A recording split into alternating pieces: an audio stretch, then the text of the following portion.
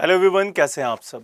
उम्मीद करता हूं कि आपकी पढ़ाई बेहतरीन चल रही होगी और अभी तक आपने जो 11 टेस्ट लगा लिए हैं वो भी आपको बढ़िया से समझ में आ गए होंगे। चलिए, अब आपका आज का 12वां टेस्ट हम देखेंगे और यहाँ पे आज हम बात करेंगे जो थोड़े इकोनॉमिक्स के टर्म्स हैं उनके बारे में। मेनली ये पूरा टेस्ट इकोनॉमिक्स बेस्ड रहेगा, ठीक है। तो चलिए स्टार्ट करते हैं पहला क्वेश्चन। और पहला क्वेश्चन क्या कह रहा है आपसे? पहला क्वेश्चन कह रहा है कि निम्नलिखित में से कौन सा अर्थव्यवस्था के तृतीयक क्षेत्र, ध्यान दीजिएगा किसके लिए बोल रहा है, तृतीयक क्षेत्र में शामिल है, ठीक है। तो ये आपको ध्यान रखना है कि इन्होंने क्या पूछा है, which of the following is are included in the tertiary sector of economy. तो ये जो टर्शरी सेक्टर है ये आपको पता होना चाहिए कि इकोनॉमिक्स में, पूरे इकोनॉमी में 3 सेक्टर काम करते हैं। एक प्राइमरी सेक्टर काम करता है, एक आपका सेकेंडरी सेक्टर काम करता है और एक टर्सरी सेक्टर काम करता है। तो ये थर्ड वन जो टर्सरी सेक्टर है उसी के बारे में पूछ रहा है कि इनमें कौन से शामिल हैं।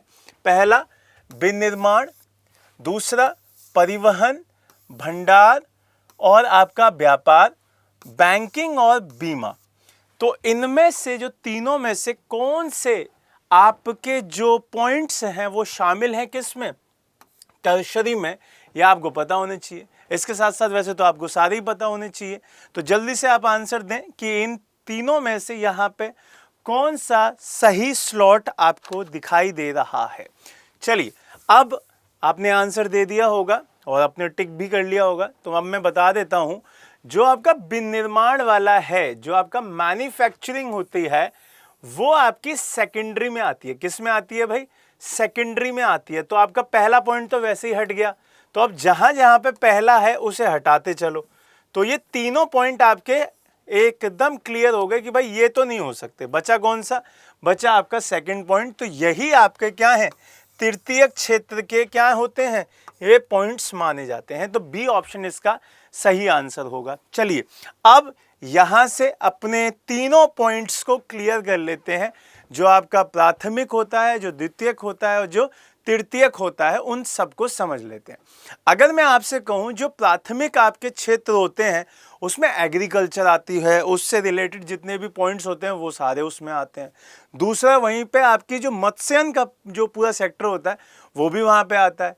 तीसरा, वहां पे वानिकी आता है। और चौथा, वहां पे जो आपके मिनरल्स और उनके साथ जो माइनिंग वाले सेक्टर हैं वो वहीं पे आते हैं। तो जैसा यहाँ पे प्राइमरी सेक्टर के बारे में लिखा हुआ है कि कृषि, उससे संबंधित मत्स्यन, वानिकी और खनिज एवं खनन की प्रक्रिया।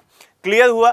तो ये तो हुआ आपका प्राइमरी। अब आते हैं सेकेंडरी के ऊपर। सेकेंडरी में कौन कौन से होते हैं? मान लेते हैं मैन्युफैक्चरिंग की बात कर लेते हैं, है ना। तो आपका विनिर्माण हो गया, एक निर्माण का हो गया।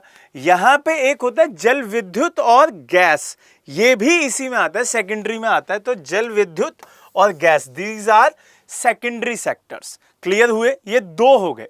अब आते हैं टर्शरी का, जिसका हमारा ये क्वेश्चन बन रहा था। तो टर्शरी में आपको ध्यान रखना है, एक तो आता है मेडिसिन, ठीक है, मेडिकल सर्विसेज जो होती हैं वो उसमें आती हैं।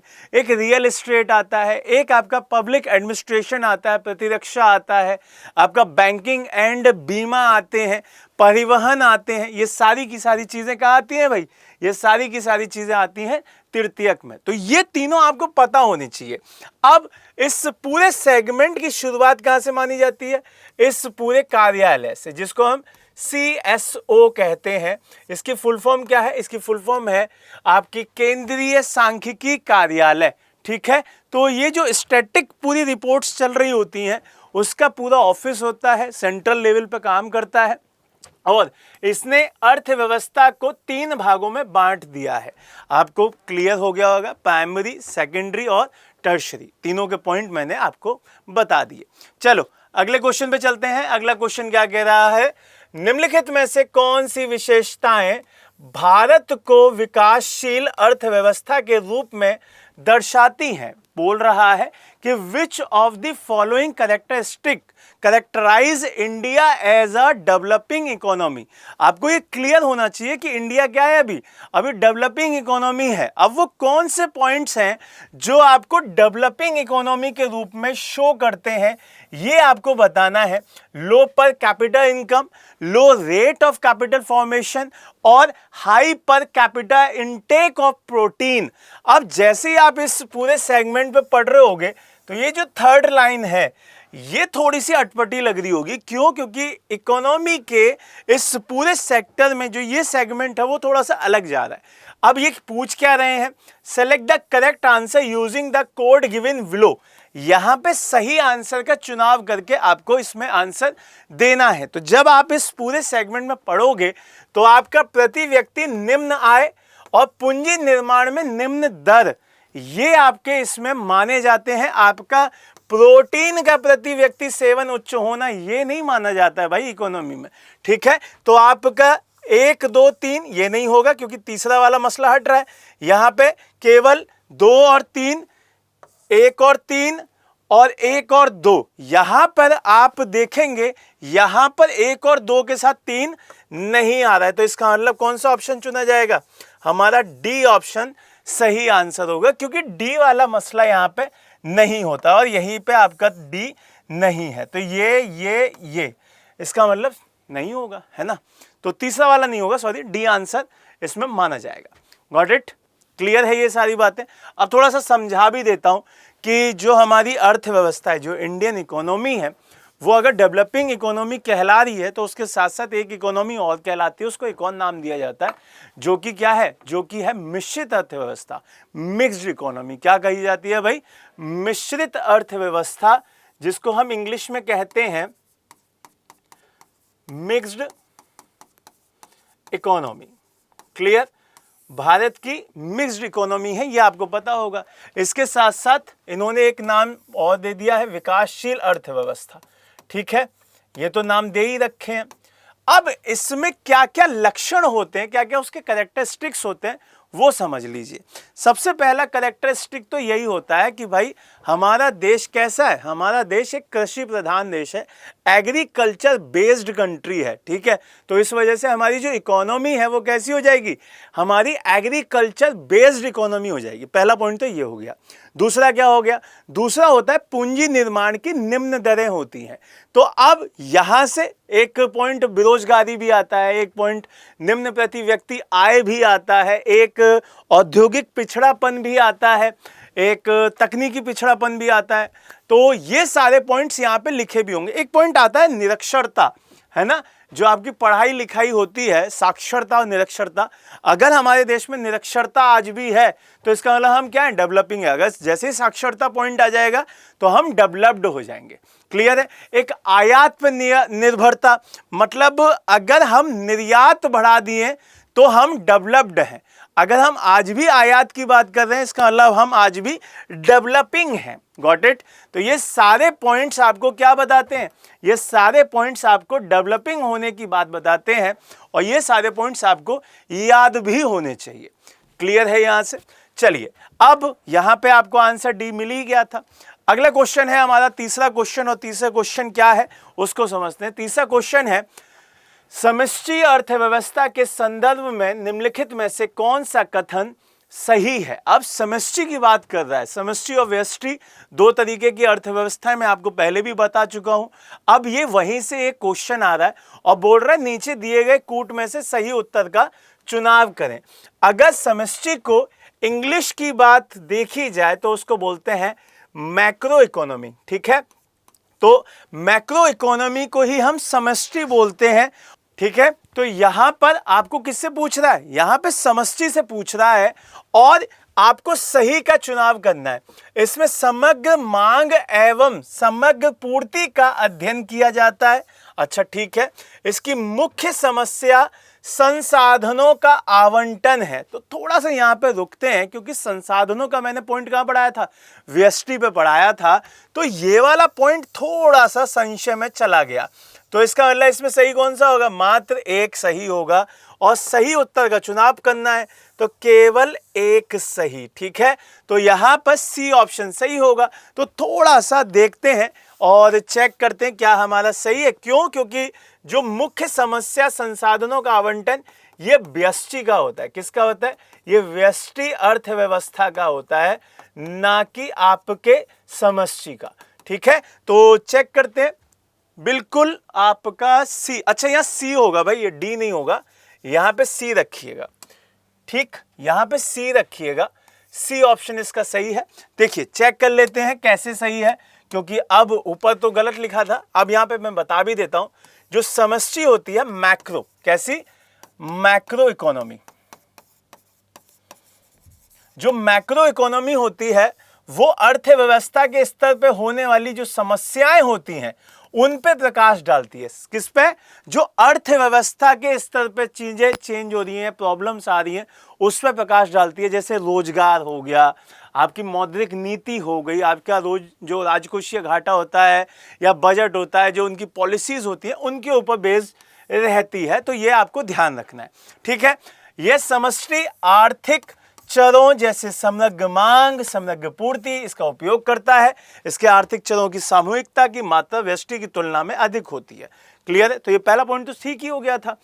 अब दूसरी पॉइंट की बात कर रहे थे, जो कि मैंने किस पे बताया? व्यष्टि पे बताया था। जो समष्टि अर्थव्यवस्था है, केंद्रीय समस्याएं राष्ट्रीय आय तथा रोजगार पर निर्धारित करती है। तो ये पॉइंट बहुत इंपॉर्टेंट है। समष्टि किस पे करती है? आपकी राष्ट्रीय आय और रोजगार का निर्धारण करने के लिए। दूसरा, व्यष्टि की बात करें, अगर माइक्रो की बात करें, वहां पे क्या था? मैक्रो था, यहां माइक्रो है। अगर माइक्रो की बात करें तो केंद्रीय संसाधनों का जो आवंटन है, जो बंटवारा है, उसका मसला देखती है। क्लियर है ये बात? तो यहां से सी ऑप्शन आपका सही जवाब है। अगले क्वेश्चन पे चलते हैं। एक तरफ आपको टर्म दे रखी है, एक तरफ उसके रिलेटेड फैक्ट्स दे रखे हैं। आपको बताना है कि कौन सा सही मिलान दिखाई देता है। तो आपको एक तरफ दे रखा है कॉल मनी, दूसरा नोटिस मनी और तीसरा टर्म मनी। कॉल मनी के लिए बोल रहा है ओवरनाइट के लिए उधार लिया गया होता है, बिल्कुल सही है। नोटिस मनी के लिए 2 से 14 दिन की अवधि के लिए उधार लिया गया, ये भी बिल्कुल सही है। और टर्म मनी 14 दिन से अधिक अवधि के लिए, ये भी सही है। इसका मतलब दिए गए सही कूट का चुनाव करें। तो तीनों ही सही है भाई, ए ऑप्शन इसका सही जवाब होगा। ए ऑप्शन देख लेते हैं कौन सा सही बोल रहा है। देखो, अगर ए ऑप्शन, देखो अब यहां से बहुत क्लियर समझना कि जो कॉल मनी होती है एक शॉर्ट टर्म के लिए उधार लिया गया पैसा होता है। मोटा मोटा रूप में समझा रहा हूं कि जो कॉल मनी होती है, लंदन में सबसे ज्यादा चलता है ये मसला, तो वहां पे एक रात के लिए पैसा उधार लिया जाता है और इसमें कुछ ऐसा नहीं है कि प्रत्याभूति वगैरह देनी होती है, तो बिना किसी प्रत्याभूति के फंड उधार ले लेते हैं और सुबह दे देते हैं। तो ये तो होता है कॉल मनी। क्लियर हुई ये बात? कॉल मनी मार्केट, इसे कॉल मनी मार्केट बोलते हैं। फिर दूसरा जो होता है उसे कहते हैं नोटिस मनी। नोटिस मनी का मतलब आप जब 2 या 14 दिन के टाइम पीरियड के लिए, या तो 2 दिन के लिए ले लीजिए या मैक्सिमम 14 डेज के लिए ले लीजिए, तो उसे क्या बोलते हैं? उसे बोलते हैं नोटिस मनी। क्लियर? अब टर्म मनी क्या होता है? टर्म मनी होती है आपके 14 दिन से ज्यादा के लिए। 14 दिन से ज्यादा अब कितना भी हो सकता है, उसमें कोई टर्म नहीं लिखी हुई, तो उसे हम क्या बोलते हैं? उसे बोलते हैं आपके टर्म मनी। क्लियर है ये बात? चलिए, अब यहां से इतना क्लियर हो गया होगा, यहां पर आपका आंसर भी सही थे वो सारे। चलिए अब बात करते हैं पांचवें क्वेश्चन की। पांचवा क्वेश्चन क्या कह रहा है? ट्रेजरी बिल के संदर्भ में निम्नलिखित कथनों पर विचार कीजिए। अब विचार करते करते आपको क्या करना है? आपको सही उत्तर का चुनाव करना है। और चुनाव क्या करना है कि कौन सा सही है। 2 स्टेटमेंट दे रखे हैं, यहां पे दोनों स्टेटमेंट्स को पढ़ना है और सही उत्तर का चुनाव कर देना है। पहला स्टेटमेंट कह रहा है इनको सरकार की ओर से केंद्र जो बैंक होती है वो जारी करती है। तो ये तो बिल्कुल सही बात है कि ये सरकार के लिए कौन करता है जारी? ये केंद्र बैंक जारी करती है। होती सरकार की है, कार्रवाई सरकार के लिए की जाती है, लेकिन कौन करता है? ये केंद्रीय बैंक करता है, आरबीआई करता है। ठीक है। दूसरा क्या बोल रहा है? इन प्रतिभूतियों पर ब्याज नहीं दिया जाता है। तो ये भी बिल्कुल सही बात है भाई, इन पर ब्याज क्यों दिया जाएगा? तो ये भी सही बात है। तो इसका मतलब दोनों सही है, ए ऑप्शन इसका सही होना चाहिए। इसके बाद में डेप्थ में देख लेते हैं थोड़ा सा, बिल्कुल सही है ए ऑप्शन। देखो, इसी को हम कोषागार बिल भी बोलते हैं। ट्रेजरी बिल को ही हम कोषागार बिल भी कहते हैं। अब ये क्या होता है इसको समझना। जो ट्रेजरी बिल होता है वो एक शॉर्ट टर्म की क्या होती है, प्रतिभूतियां होती हैं, अल्पकालीन। किसकी? अल्पकालीन प्रतिभूतियां होती हैं, जिनके द्वारा सरकार क्या लेती है, उधार लेती है। कौन लेती है उधार? सरकार उधार लेती है। अगर सरकार को उधार लेना है तो किसके माध्यम से लेती है? इन्हीं ट्रेजरी बिल के माध्यम से ही उधार लेती है। ठीक है, ट्रेजरी बिल लेके आती है और उधार ले लेती है। अब ट्रेजरी बिल लाता कौन है? आरबीआई लाती है on the behalf of government. समझ में आई? तो ये चीज आपको ध्यान रखनी थी। दूसरा, इन पे कोई भी ब्याज नहीं दिया जाता, तो ये भी याद रखना है कि इन पे कोई भी ब्याज नहीं दिया जाता। अब सरकार की ओर से इन प्रतिभूतियों को आरबीआई जारी करता है और इनकी 3 परिपक्वता अवधि होती हैं, ये याद रखना। ठीक है, 3 टाइम पीरियड रखे जाते हैं इनको परिपक्व होने में। एक तो आपके रखे जाते हैं सबसे शॉर्ट टर्म के लिए 92 डेज। ठीक है, कितने रखे जाते? अच्छा 91 डेज, सॉरी। ठीक है, 91 डेज रखे जाते हैं। एक 182 डेज रखे जाते हैं और एक रखे जाते हैं 364, 365 मत करना, 364, 182 और 91। ये तीनों डेट्स में ये कंप्लीट होती हैं, अलग अलग टाइम पीरियड की दी जाती हैं और इसी हिसाब से वो सरकार पैसा उधार लेती है। क्लियर है? आगे बढ़ें। चलिए अगला क्वेश्चन। अगला क्वेश्चन है आपका 6 नंबर का क्वेश्चन। क्वेश्चन क्या कह रहा है? आरबीआई वित्त नियामक के रूप में निम्नलिखित में से कौन से कार्यों को निर्वहन करता है? आरबीआई के कार्यों का निर्वहन पूछ रहा है कि कौन कौन से इन चारों में से काम कौन करता है भाई? आपका आरबीआई रेगुलेट करता है। क्लियर है ये बात? वो फाइनेंशियल चीजें पूछ रहा है। ठीक है, उन फंक्शंस को पूछ रहा है। नवीन बैंकों को लाइसेंस प्रदान करना, बिल्कुल उनका लाइसेंस वही देता है और वही छीन लेता है। पहली बात तो सही है। प्राथमिकता जो प्राप्त क्षेत्रों के लिए ऋण का निर्धारण करना, बिल्कुल यही बात है, वही फाइनल करता है कि कितना ऋण दिया जाएगा। ये क्लियर है। विशेष क्षेत्रों के लिए ब्याज दरों का निर्धारण करना, बिल्कुल ये भी उसी का काम है भाई। बैंकों की तरलता सुनिश्चित करने के लिए नियम बनाना, रेगुलेटिंग पूरी बॉडी वही है, बैंकों का बैंक वही है, तो वही रूल्स बनाएगा। तो ये 4 पॉइंट सही है। देख लेते हैं भाई कहां पे लिखा हुआ है। ये लिखा हुआ है डी ऑप्शन में।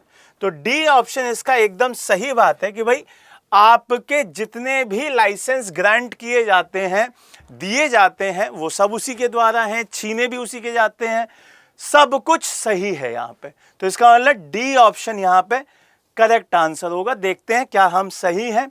यस, हम एकदम सही है। अब आपको अगर आरबीआई के बारे में थोड़ी सी जानकारी हो तो आपको पता है कि इसका जो गठन है वो कब हुआ था? 1 अप्रैल 1935 को हुआ था। कब हुआ था भाई? 1 अप्रैल 1935 को। लेकिन इसका बेस पहले ही बन गया था। कब बना था? भारतीय रिजर्व बैंक अधिनियम 1934 के हिसाब से, 1934 के बिहाफ पर। अब इससे पहले भी आपको एक डेट याद रखनी है। 1926 में रॉयल कमीशन हिल्टन यंग ने भारतीय रिजर्व बैंक के गठन की सिफारिश की थी। अगर आपसे पूछा जाए कि किसने आरबीआई के गठन की सिफारिश की, तो हिल्टन यंग पूरा नाम आपको याद रखना है। और कब? 1926 रॉयल कमीशन भी बोल सकते हैं। क्लियर है? अब इसका मुख्यालय सबसे पहले आपके कलकत्ता में था। कब था भाई? कलकत्ता में था और 1935 में ये बना था। थोड़ा सा आगे आए, 1937 डेट आई और वहां से शिफ्ट करके ये बंबई चला गया। बंबई को आज की डेट में मुंबई कहते हैं। अब यहां पर 1937 तक ये पूरा प्राइवेट बैंक था, लेकिन 1949 में जब राष्ट्रीयकरण हुआ, जब पूरा नेशनलाइजेशन हो गया बैंकों का, तब ये क्या हो गया? ये भारत सरकार के अधीन, और वो भी पूर्णतः अधीन क्या बन गया? पूर्ण स्वायत्त वाला सरकारी बैंक बन गया। क्लियर है? तो ये चीज आपको ध्यान रखनी है। अब यहां से आगे देखते हैं, आरबीआई की वित्तीय नियामक वाले जो फेज है उसको देख लेते हैं भाई। उसमें वो क्या क्या काम करता है। पहला, नवीन बैंकों को लाइसेंस प्रदान करना अथवा रद्द कर देना। ये अभी बताया मैंने। दूसरा, पूंजी संबंधित अपेक्षाओं का निर्धारण करना। तीसरा, पर्यवेक्षक पर निगरानी रखना। बैंकों के शोधन क्षमता और तरलता को सुनिश्चित करने के लिए नियम बनाना। अर्थव्यवस्था के प्राथमिकता प्राप्त क्षेत्रों के लिए जो ऋण का निर्धारण करना होता है वो भी यही करता है। विशेष क्षेत्रों हेतु ब्याज दरों का निर्धारण करना, ये भी यही करता है। परिसंपत्तियों का वर्गीकरण करना, ये भी इसी का काम है। प्रावधानीकरण, निवेश मूल्यांकन और जोखिम सीमाओं इत्यादि का विनियामक जो मापदंड है वो भी कौन बनाता है? आरबीआई बनाता है। ठीक है, तो इस तरीके से ये सारे ही सही थे और डी आंसर इसका करेक्ट आंसर था। चलिए 7वें क्वेश्चन को देखते हैं। 7वां क्वेश्चन क्या कह रहा है? वित्तीय स्थिरता और विकास परिषद, समझ में आ रहा है? वित्त स्थिरता और विकास परिषद, FSDC। ठीक है, अभी उधर इंग्लिश में बता दूंगा कि संदर्भ में निम्नलिखित में से कौन सा कथन सही नहीं है। नहीं है पूछ रहा है कि भाई उत्तर जो नीचे दिए गए हैं उनमें से कौन सा सही नहीं है। किसके बारे में? Financial stability and development council, जिसको FSDC कहते हैं, तो इसके बारे में पूछ रहा है कि कौन सा सही नहीं है। इसका गठन रघुराम राजन समिति के सुझाव पर किया गया था। ये तो बिल्कुल सही बात है कि भाई जो FSDC थी उसका जो गठन किया गया था वो हमारे गवर्नर साहब की किसमें सुझाव पे ही किया गया था, तो रघुराम राजन जी बिल्कुल सही था इसका।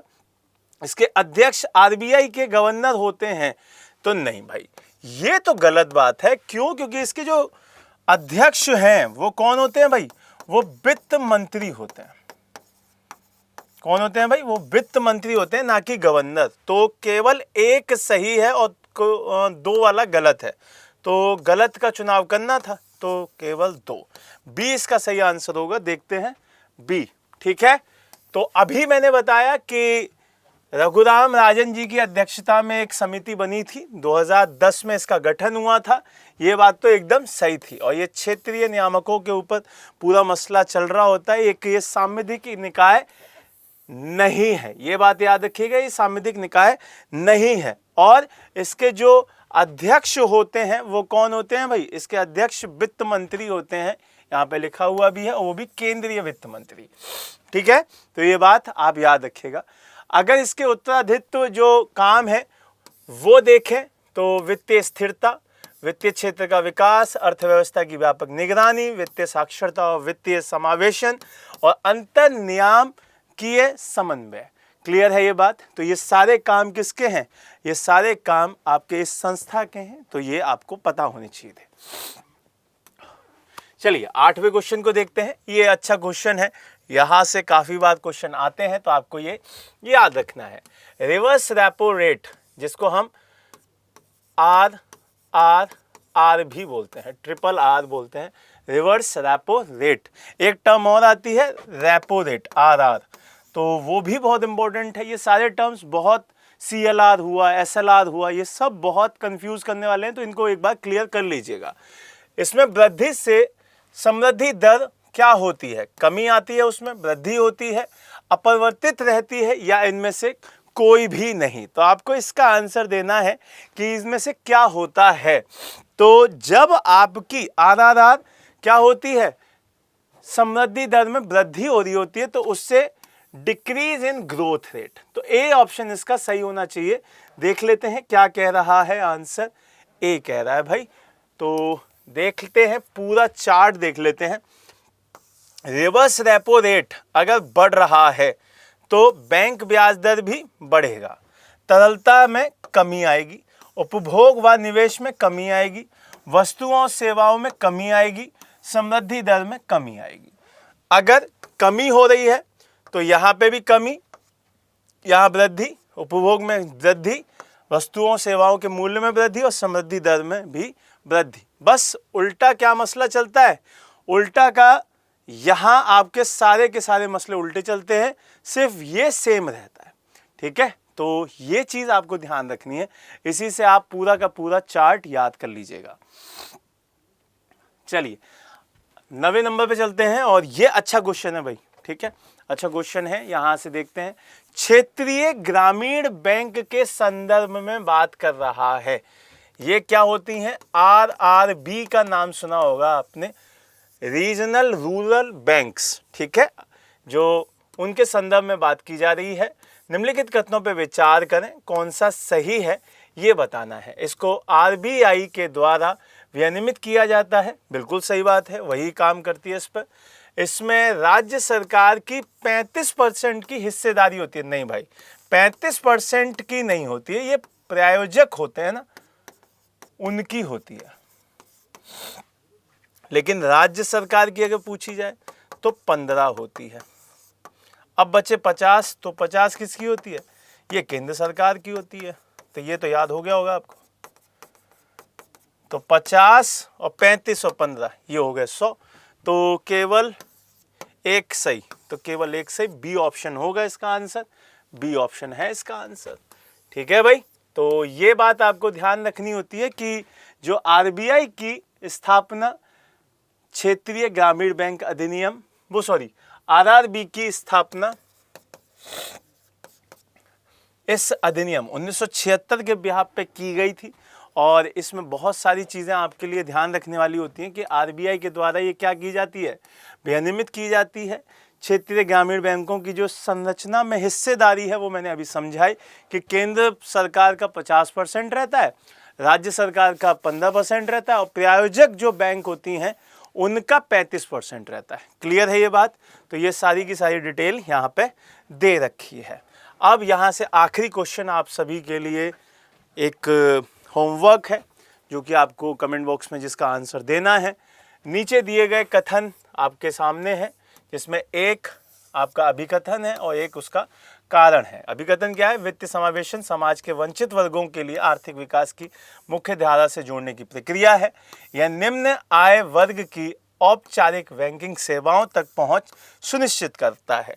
अब आपको इस पूरे पर ध्यान देके आपको चुनाव करना है कि कथन और कारण दोनों सही हैं और सही एक दूसरे को एक्सप्लेन भी करते हैं, या दोनों गलत हैं, या दोनों सही हैं बट एक्सप्लेन नहीं करते हैं, या एक गलत है या दूसरा सही है। तो इस तरीके से आपके आज के क्वेश्चन सारे के सारे हमने कंप्लीट किए, और उम्मीद है कि आपको ये बढ़िया से समझ में भी आए होंगे। और जो होमवर्क आपके लिए दिया है उसका कमेंट बॉक्स में ज़रूर आंसर दीजिएगा। आपका पेपर बहुत पास आ गया है, अब आपका 27 जुलाई को पेपर है, तो बढ़िया से पढ़िए इसको अपने हिसाब से किस तरीके से सांचे में ढालना है वो भी एक टाइम टेबल को बनाइए और बढ़िया से पढ़िए, ठीक है। अब रात में लाइव क्लास होती है 8 बजे, तो आप उसमें भी पढ़िए और अपने सारे डाउट्स को क्लियर करते चलिए, ठीक है। तो उम्मीद है कि ये क्लास आपके लिए बहुत बेनिफिशियल रहेगी। जय हिंद, जय भारत।